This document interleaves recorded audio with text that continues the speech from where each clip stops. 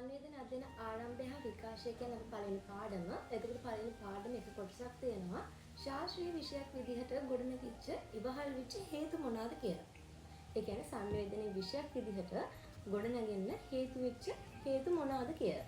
එතනදී පළවෙනි එක තමයි කාර්මික විප්ලවය කියලා කියන්නේ. කාර්මික විප්ලවයේ යන්ත්‍ර සූත්‍ර නිෂ්පාදනය වුණයි කාර්මික විප්ලවයේදී. එතකොට සංවේදන තාක්ෂණයේ වශයෙන් පදනම සකස් වුණේ කාර්මික විප්ලවයේ සමයේදී. ඊට පස්සේ පළමු සහ දෙවන ලෝක යුද්ධය. ඒකට දෙවන ලෝක යුද්ධයේදී ජර්මනියේ ඇඩොල්ෆ් හිට්ලර් එයාට ඕන විදිහට අත්නෝමතික විදිහට මේ ජනමාධ්‍ය කියන එක හැසිරුවා. මෙන්න මේ හේතුවක් වුණා විෂයක් විදිහට ගොඩ නැගෙන්න.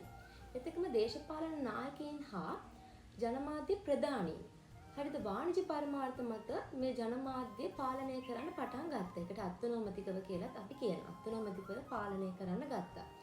දැන් යුද්ධෙදී මේක යුද්ධ තොරතුරු වාර්තා කරන්න යොදාගත්තේ මාධ්‍ය. ඊට පස්සේ මිනිස්සුන්ට ත්‍රාසය, බීතිය, වීරත්වය, ලිංගිකත්වය කියන වැඩසටහන් නිර්මාණය කරලා ප්‍රචාරය කරා.